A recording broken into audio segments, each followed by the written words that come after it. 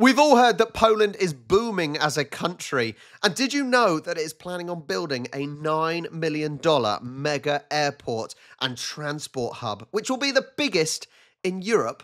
No? Well, let's find out more. Poland is planning to build one of the largest transport hubs in all of Europe. This new huge mega airport will connect both high-speed trains and air travel, and has even attracted strong interest from NATO to secure its eastern flank. But there's a catch.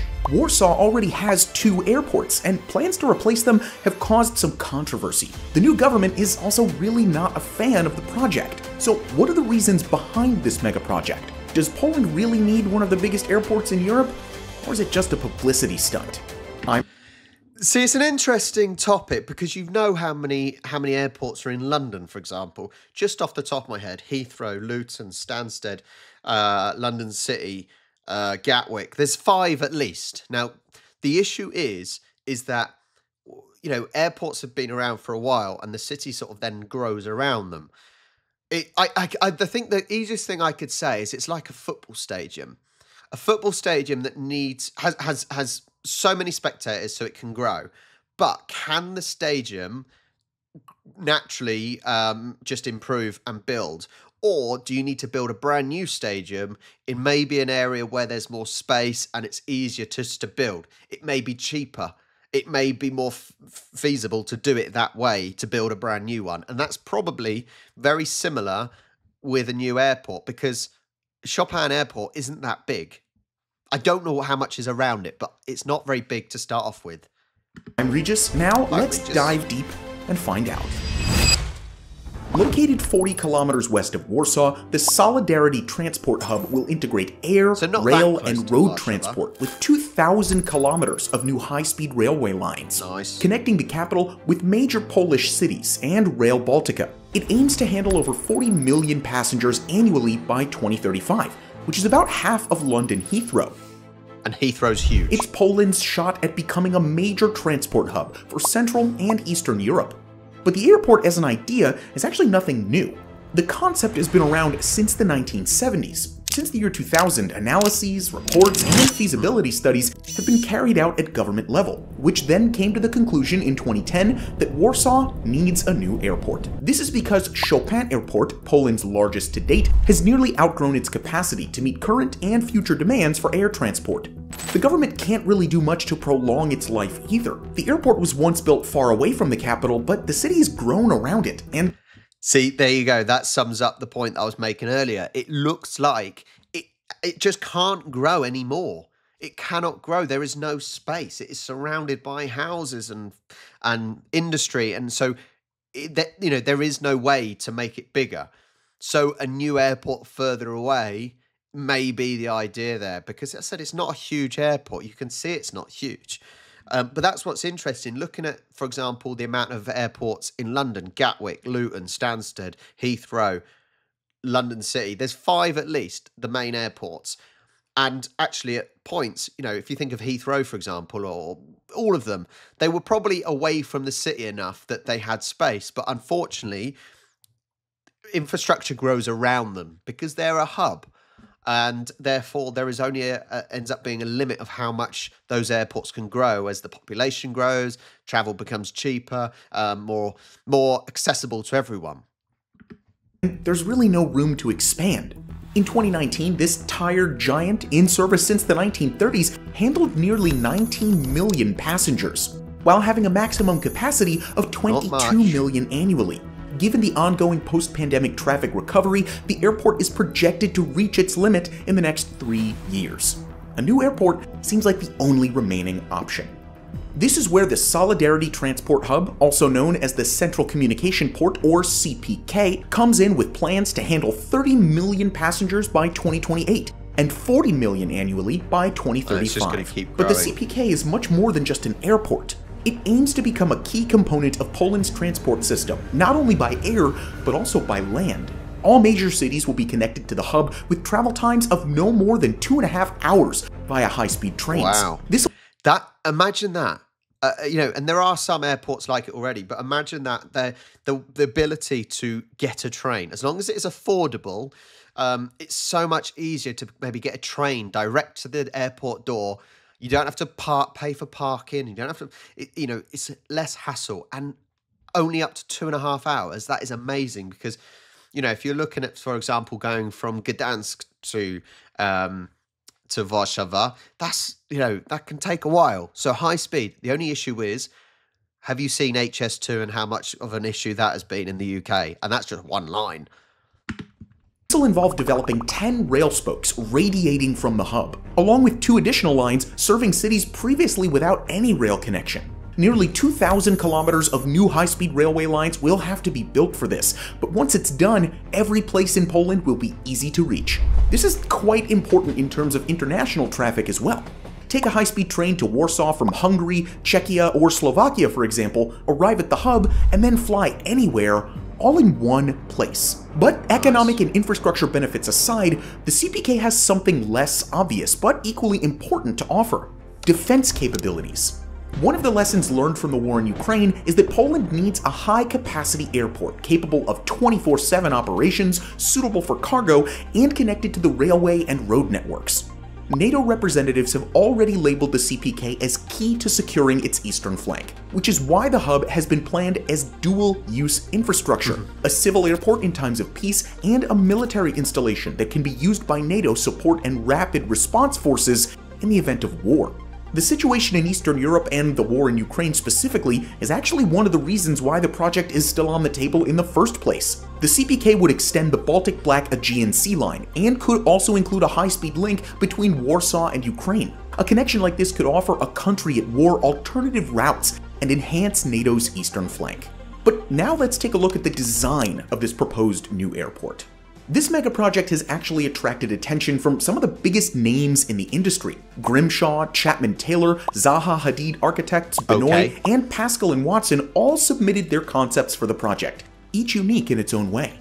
The Chapman Taylor project for the terminal building featured a massive transparent dome, symbolizing unity and reflecting Poland's national identity, with 6 floors, each representing distinct Polish landscapes. The design focused on functionality over grandiosity, and aimed to reduce transfer time and walking distances for passengers.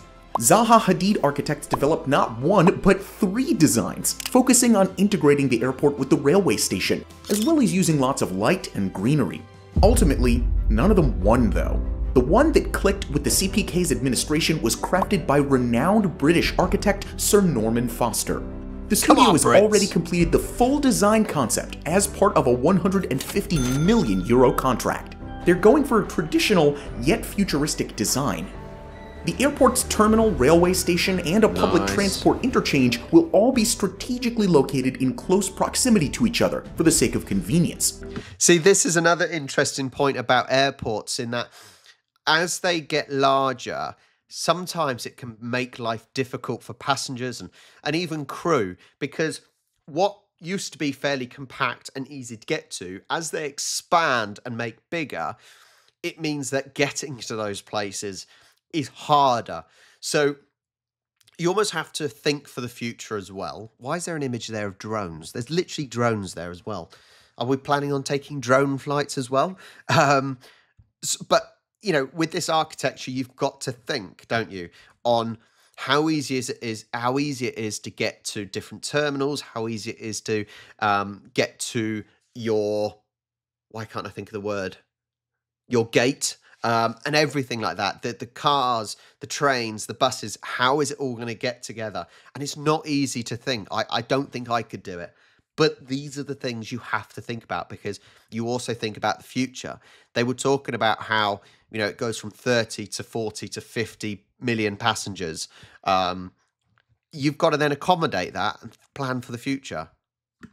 And they'll all merge together into one point, a large interchange plaza with lots of natural light. Drawing from the Campinos forest near Warsaw, the interior space will be heavily decorated with trees and greenery in order to reduce stress as well.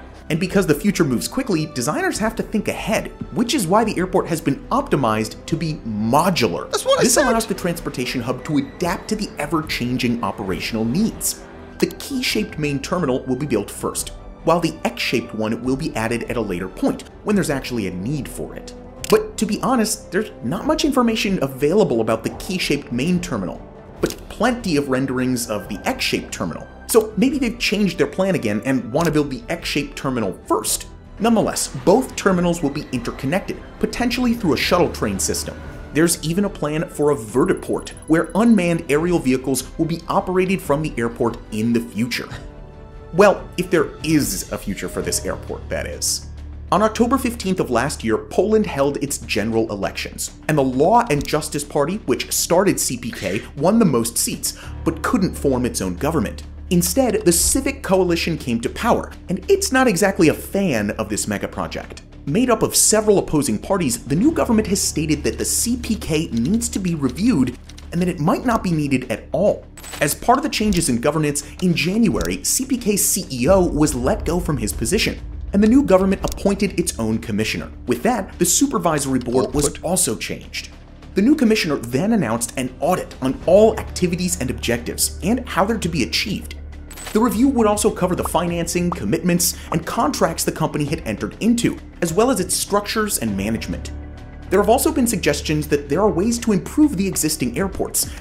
I think that, right, if we're looking objectively or subjectively, at the end of the day, the new government could just be simply making sure it is all in order, because some of the right-wing parties, if you look at the Conservatives, basically giving contracts to their mates, maybe it's simply a case of them making sure everything is legit and up to order. And I think you do have to look at all options because, like it says, it already has an airport. But if Poland is going to expand, then the reasons it gave, so for example, for security of NATO, for obviously the fact that this going to have more passengers, having this high-speed rail network as well, which is going to improve Poland, for Poland. Yeah, I don't know which way to look at that, to be honest, in terms of the new government and Tusk in control. And that this should be a priority over the construction of a new one. With all this back and forth, it's now unlikely that the CPK will see the light of day in 2028, as originally planned. At the same time, large-scale geological surveys have already been given the green light. CPK has already acquired land the size of Heathrow Airport, and the demolition of properties and relocation of the residents who have voluntarily sold their properties has been underway for months. By all estimations, canceling CPK now would be a major blow to Poland in more ways than one. But if the project continues, Central and Eastern Europe might benefit massively from one of its first real megaprojects. So, what do you think of CPK? Wow. Does Poland actually need to build one of Europe's biggest airports? And will it actually be built at all? Well, let me know your thoughts in the comments. My opinions as a kind of an outsider looking in with only that as the facts. I say facts, loosely say facts, and obviously my experience in Poland. It can take a while on train journeys, so actually having a high-speed network in that sense is a good thing. I think I said if it's going to improve the ability for people to travel in and out of Poland, but also for products and freight as well, plus the military side of things, because at the end of the day, we all know that Poland has been the barrier between the East and West for a long time. And it only helps Europe at the end of the day. So I only see it as a positive. Now, granted, you do have to look at if Chopin Airport can be increased or improved.